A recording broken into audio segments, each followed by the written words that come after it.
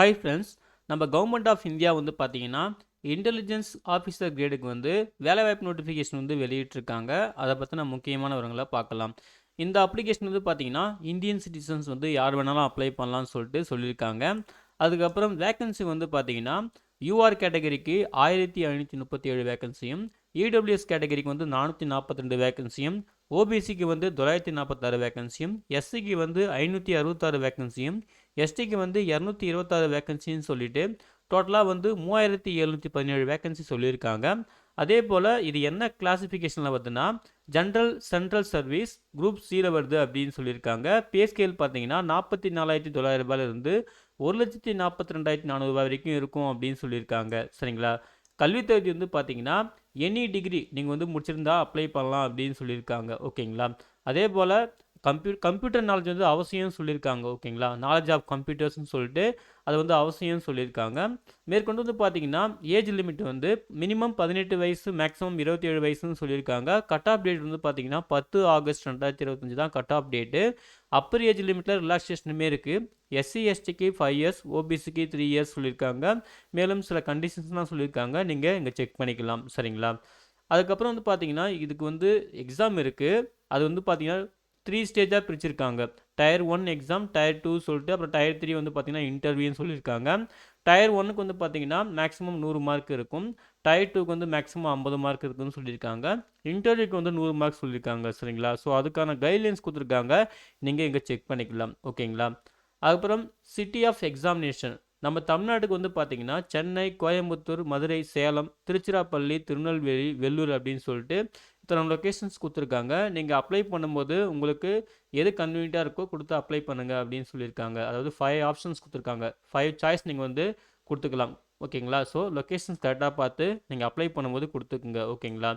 அதுக்கப்புறம் selection mode வந்து பார்த்தீங்கன்னா இப்போ டயர் 1 அதோட குவாலிஃபிகேஷன் அந்த மார்க் பேசிஸில் வந்து பார்த்தீங்கன்னா டயர் 2க்கு கால் பண்ணுவோம் அப்படின்னு சொல்லியிருக்காங்க. அதாவது ஒரு வேகன்சிக்கு 10 பேர் அப்படின்ற மாதிரி number of vacancy for the 10 times அப்படின்னு சொல்லியிருக்காங்க. அதுக்கப்புறம் மேலும் ஒவ்வொரு ஸ்டேஜுக்கும் வந்து எத்தனை டைம்ஸ் நாங்கள் வந்து கால் பண்ணுவோம் அப்படின்னு சொல்லிட்டு இதில் கைட்லைன்ஸ் கொடுத்துருக்காங்க. நீங்கள் எங்கேயுமே செக் பண்ணிக்கலாம். ஓகேங்களா? அதுக்கப்புறம் முக்கியமான தேதிகள் 19 ஜூலை அப்போவே வந்து பார்த்தீங்கன்னா இதுக்கு ஆன்லைன் அப்ளிகேஷன் ஸ்டார்ட் பண்ணிட்டாங்க. 10 ஆகஸ்ட் 2025 தான் லாஸ்ட் டேட்டு. அதாவது இன்னும் ஒரு நாள் தான் இருக்குது. ஸோ குயிக்காக வந்து அப்ளை பண்ணாதவங்களும் அப்ளை பண்ணிவிடுங்க. ஸோ எக்ஸ்டெண்ட் பண்ணுறதுக்கு வாய்ப்பு இருக்கான்னு தெரில. ஸோ மேக்ஸிமம் இதுக்குள்ளே அப்ளை பண்ணுறதுக்கு பாருங்கள். ஓகேங்களா? அதே போல் நீங்கள் வந்து ஃபீஸ் பே பண்ணுறது வந்து பார்த்தீங்கன்னா 12 ஆகஸ்ட் 2025 அது மட்டும் 2 நாள் எக்ஸ்ட்ரா டைம் தராங்க. ஸோ அதையுமே நீங்கள் தெளிவாக செக் பண்ணிக்கோங்க. அப்ளை பண்ணுறதுக்கு லாஸ்ட் டேட் வந்து 10 ஆகஸ்ட் தான் லாஸ்ட் டேட். சரிங்களா? ஸோ அதையும் வந்து பார்த்துக்குங்க.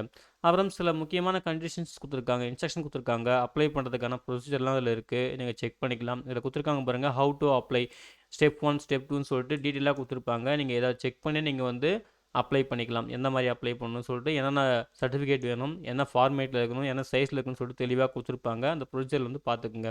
இதுக்கு வந்து எக்ஸாம் ஃபீஸ் இருக்குது. அதாவது எல்லா கேண்டிடேட்ஸும் வந்து பார்த்தீங்கன்னா நீங்கள் வந்து 550 ரூபா பே பண்ணணும் அப்படின்னு சொல்லியிருக்காங்க.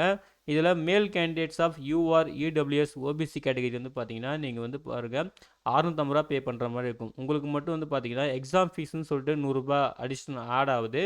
ஸோ நீங்கள் 650 ரூபா பே பண்ணுற மாதிரி இருக்கும். அதுக்கப்புறம் வந்து பார்த்தீங்கன்னா SC ST, female candidate, ex service man இவங்களுக்குலாம் வந்து பாருங்கள் அந்த எக்ஸாம் ஃபீஸ் மட்டும் கிடையாது, 100 ரூபா மட்டும் கிடையாது. நீங்கள் 550 ரூபா வந்து பே பண்ணுற மாதிரி இருக்கும் அப்படின்னு சொல்லியிருக்காங்க. ஓகேங்களா? ஸோ அது வந்து முக்கியம். தெளிவாக செக் பண்ணிவிட்டு அதுக்கப்புறம் நீங்கள் பே பண்ணுங்கள். எக்ஸ் சர்வீஸ் மேனுக்கும் அதே போல் தான் சொல்லியிருக்காங்க. நீங்கள் வந்து 100 ரூபா மட்டும் பே பண்ணக்கூடாது, பே பண்ண தேவையில்லை அப்படின்ற மாதிரி சொல்லியிருக்காங்க. மற்றபடி 550 ரூபா பே பண்ணுற மாதிரி இருக்கும் அப்படின்னு சொல்லியிருக்காங்க. பார்த்துக்குங்க. ஆன்லைன் மோடும் பே பண்ணலாம், ஆஃப்லைன் மோடும் பே பண்ணலாம். ஆஃப்லைன் மோடு வந்து பார்த்தீங்கன்னா நீங்கள் வந்து அப்ளை பண்ணும்போது சலான் எஸ்பிஐ சலான் வந்து க்ரியேட் பண்ணுற மாதிரி இருக்கும். ஜென்ரேட் பண்ணிட்டதுக்கப்புறம் உங்கள் நியர்பை எஸ்பிஐ பிரான்ச்சில் வந்து நீங்கள் பே பண்ணுற மாதிரி இருக்கும் அப்படின்னு சொல்லியிருக்காங்க. சரிங்களா? அதையும் வந்து பார்த்துக்குங்க. So application closing time 10 August. ஆனால் பே பண்ணுறதுக்கு வந்து பார்த்தீங்கன்னா எக்ஸாம் ஃபீஸு 12 ஆகஸ்ட். சரிங்களா? அதான் அகைன் வந்து ரிப்பீட் பண்ணுறாங்க.